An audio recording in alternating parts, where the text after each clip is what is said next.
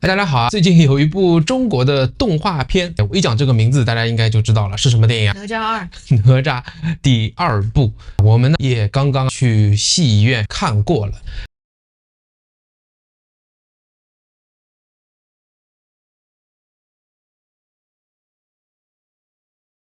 先说一个总体的打分和印象，我们就直接一点，喜不喜欢？大概能够打上几分？你觉得？7分，我觉得大概6分。或者6.5，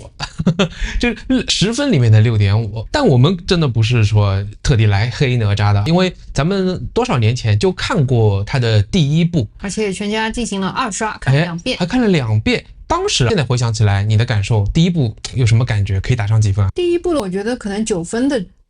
的从故事到制作，整个电影呈现出来的精气神，你会觉得说中国电影的所谓的春天来了吗？我的感受当时也差不多要有8、9分，反正我们第一次看完是非常震撼的，不然也不会去2刷嘛。我们也很少人一起再去看一遍。从刚才王太讲的，他画面的制作，还有怎么电影院出现一个这么反派的一个小孩，重新改编了一个传统的神话故事，看到最后他我命由我不由天，真的是很激动人心的。好像普通人啊，你凭借着自己坚强的意志顽强的信念是可以逆天改命的。对我们这种小虾米，这个叫什么卡拉蜜是吧？对，代入感很强，是代入感很强。你看到哭了吗？当时看了歌，反正泣不成声，感觉快要昏过去了这种。我也是，而且除了画面，我记得他当时画风，他配的音乐，人物出来配合他那个个性的琵琶，这种民族乐器的，我是指中国民族乐器的应用，就整个我就觉得非常完美。当时都不知道有第2部。但是时隔不久，也就是这几个月，在 DeepSeek 这个热潮之后，哪吒2像是疯了一样，是吧？这个人人都在看，大家可能说要祝他冲什么影院史上的前20，还多少150亿啊，就超过阿凡达。是吧？对，还有人什么买了上百万的钱去发票子给别人看，营销号更是铺天盖地，对吗？我看到国内有报道说，有一个女孩子这个电影看了30几遍。30几遍，那肯定不是为了欣赏。说什么触动了他很多童年的想法，就每天去看，接连看了1个月。对我来说，我也是很期待这个电影能够在马来西亚上映。对，那我一直在盼嘛。其实他一开始说我已经排上了 TGV， 后来把它从上面撤下来了。大家在说不知道什么原因，说你们敬请稍等，终于让它上线了。所以我们也是等，我们也觉得说哪吒1挺好看的，我们只是出于支持一个既是中国国产的电影，又是我们以前看过感觉还不错的，就想要去看一看。但确实我觉得这个电影我们那天去看，我觉得上座率也不是很高。中国人更多一点。那我在 TGV 上是很难买的，不论你是买这个这几天的，还是买后面几天，我们是周5、周6开始买的，买到下周2、周1都是买不到。IMAX 不是 IMAX， 但是 GSC 相对好买一点，还有票。我们的周末就买了当天的去看了。我感觉是有很大的落差，因为我记得我印象最深的是，我当时杨紫琼拿到影后的那个时候，我去看电影院去看她演的那个什么 Anything You Want， 就是那部电影时候，那个真的是座无虚席，从第一排到后面很神剧，9.5成上座率。这一次你说票难买，但是你进去一看，前面是空的，后面又是很稀稀拉拉的。我们来讲回电影，那我们讲电影本身，为什么王太是7分，我就给6，勉强到6.5分。之前王太，你的期待是怎么样？对他有比较高的期待吗？还是怎么样的呀？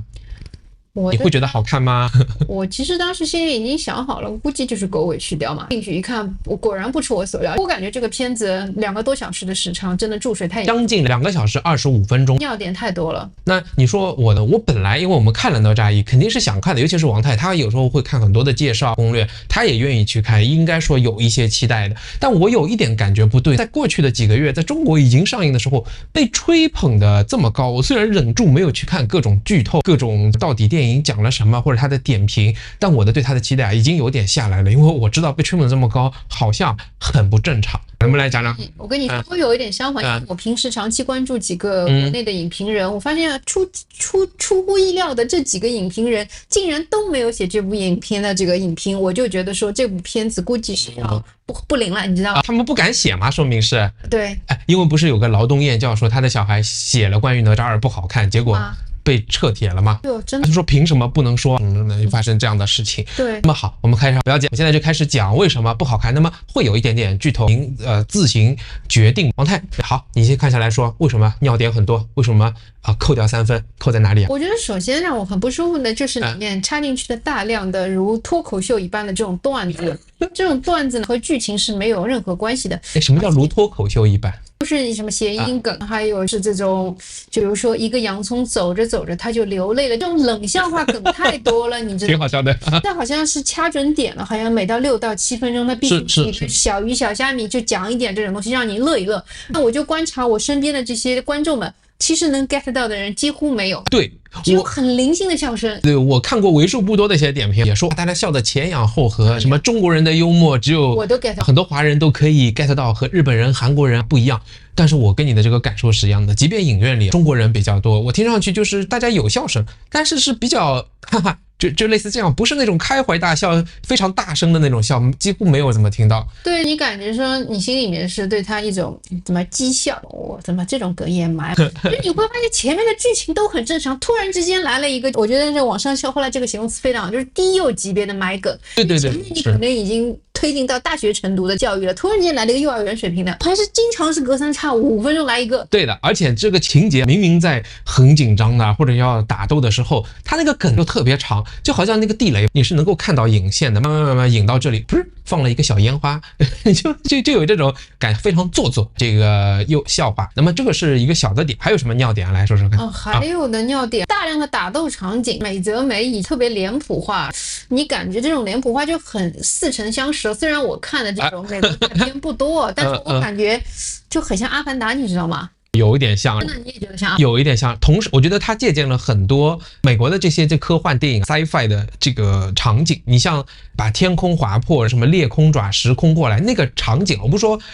中文里面有没有这种它的所谓的这个名词？但是它这种营造出来的场景就是和复联第1部外星人过来就是非常像的，而且有很多是这样的。你是觉得像美国大片？我是仔细反映，我觉得跟《千与千寻》里面的一些场景裂变，还有无限延伸的这种千丝盘藤的这种东西，跟那个很像，你知道吗？你看完之后，你不觉得是耳目一新，而是旧瓶装新酒，旧瓶装新酒，就是这种感觉。那我们再接着讲这些小的点啊，随后我会讲一讲它大的硬伤，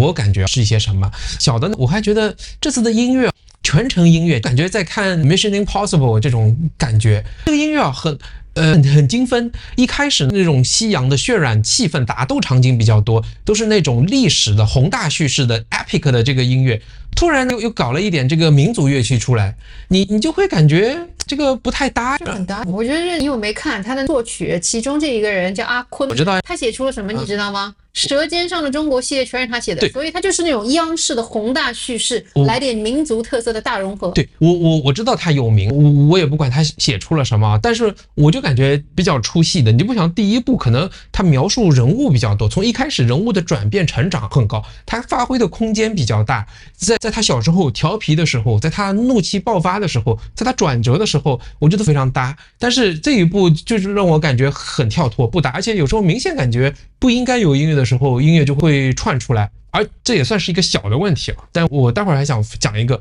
它的场景，因为全程打斗基本上就是从头打到尾，一直就说杀杀杀，我要杀死谁，基本都是这种话和这种打斗的场景，所以音乐比较雷同，比较的让我感觉音乐上有点不舒服。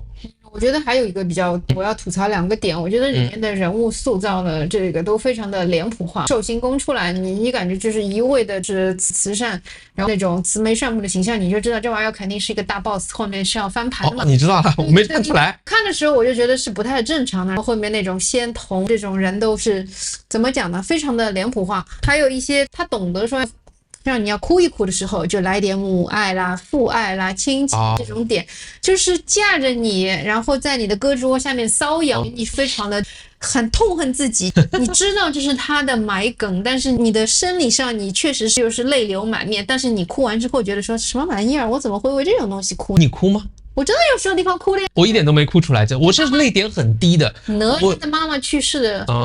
我就回想有一点，但是我这回真的哭不出来，就是感情塑造对我来说没有到位，不像第1部能够哭的稀里哗啦的。好，这个就是我讲的几个比较严重的问题。首先我觉得就着你的脸谱化来说，我觉得不单单脸谱化，还有一点就这个人从头到尾没有什么成长，他的目标是有改变的。一开始 OK 他为了救敖丙他想去做神仙，后来说我不想做神仙了，是他的目标有转变，但他从头还记得吗？上一步他就看不起神仙了，他就说了我命由我不由天了。这一步出来，他要从完成任务到最后来一个大决斗，我觉得他人物没有什么大的成长。他的首要敌人这个大 boss 很晚才出来的时候笑眯眯的，突然他父母出来把他的阴谋揭露了，他又转变了一个形象了，让我感觉这个塑造是不够的，转变很突兀。这我倒不同意，我还是觉得这个人物塑造是很丰满的。他最后实现了说，你看那个龙宫的龙王，他讲的那个话，意思是就要接受现实，不可能去改变上面的这种所谓的体制。但是他就说了一句，我还年轻，我要去试一试。我觉得这是非常激励振奋人心的。他经历过这些波折，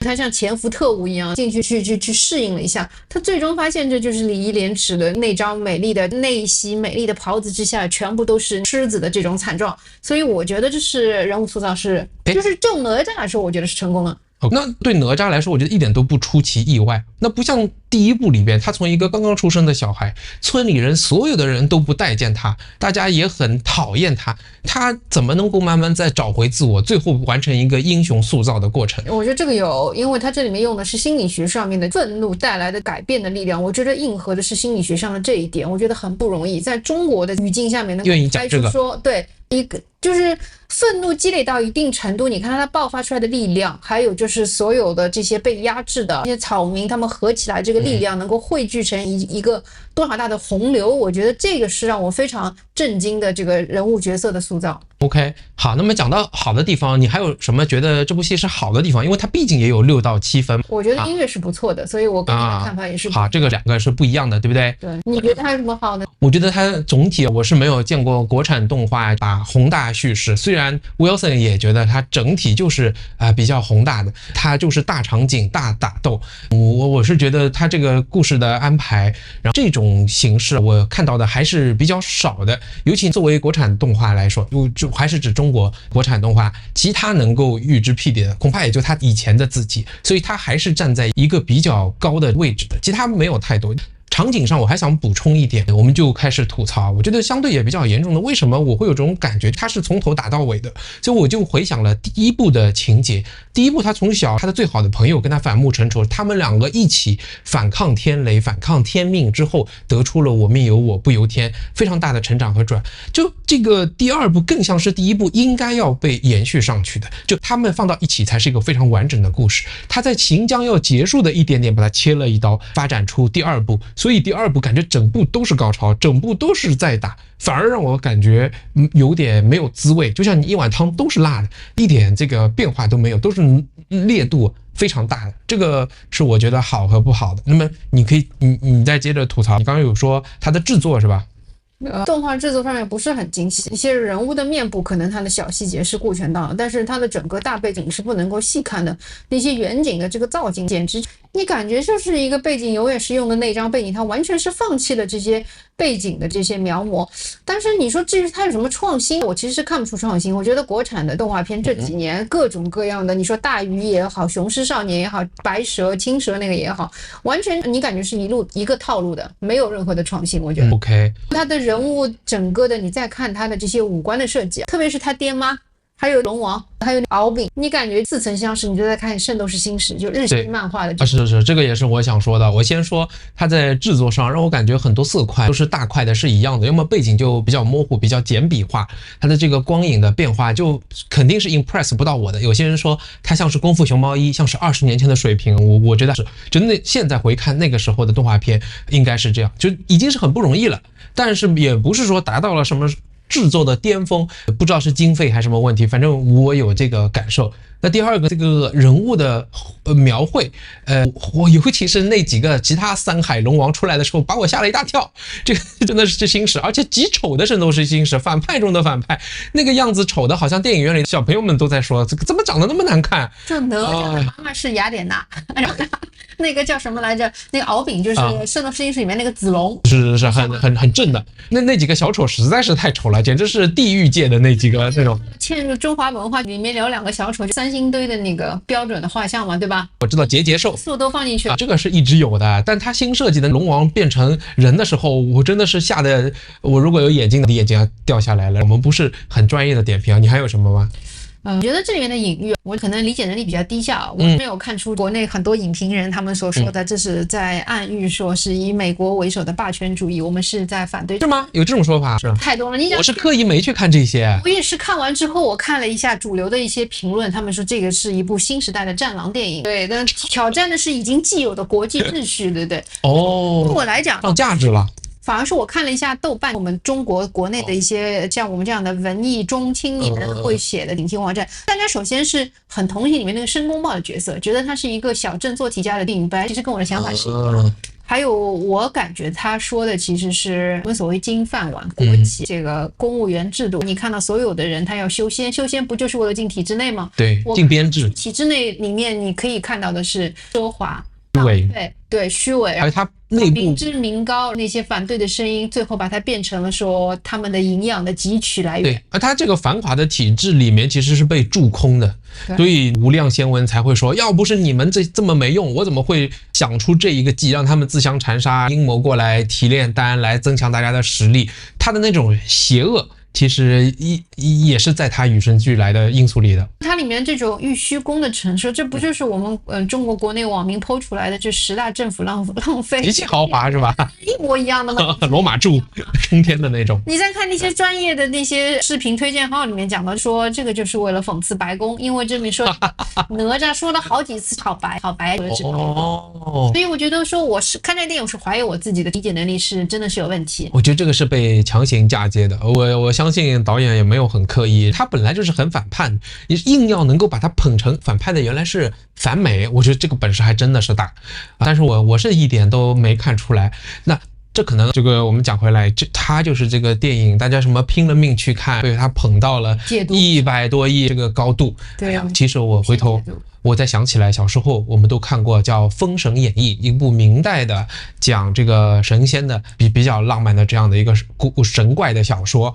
我去大概看了一下，其实很好。哪吒本身是一个很有生命力的元素，你跟北欧神话造成的这个复仇者联盟比起来，和我们看到各种神话剧来说，它很有张力的。他出生莫名其妙的，母亲怀孕他3年，生出来一个肉球，他老爸啪的一剑把他给劈开，就发现是一个怪物。太乙真人过来给他浑元灵，给他风火轮，教他武术，但他就特别调皮，他居然把东海龙王的儿子给杀掉了。他还要，结果他在他父亲的这个责难之下，他自刎以后，这个太乙真人又把他的精神重新塑造为肉体，他回去还要跟他爸对峙，差点要弑父。太乙真人出来搞定了这个事情，哪吒又变成一个英雄人物，他转换又转换，他帮着姜子牙几次在众神大战中赢得了战役，又去帮助周朝推翻了商朝，所以他是一个不停成长，有好有坏的，非常丰富多样的一个很有生命张力的戏剧中的一个人物。原来是这样的，我不去看我也忘了，但是我就看了一遍，但是我就记得小时候难怪我们都会看得津津有味嘛。哪有男孩子的看法？我们小时候都幻想自己是哪吒，怎么拿了一个长杆，就以为是枪，披上一点东西，脚上最好是能踩上风火轮。我不知道做梦都梦到自己能够飞起来，可能有。我对哪吒，这是我的感受。对，我只有一个印象，因为以前我爸我妈觉得我不孝顺，小时候对我发脾气就会说一句话，就你有本事削父还骨，什么削骨还母，你有本事你像哪吒一样，你把我们对你好了你都还给我。我只记得看到他顽劣的一面。对，但无论如何，你看他是很多面的，他生来是魔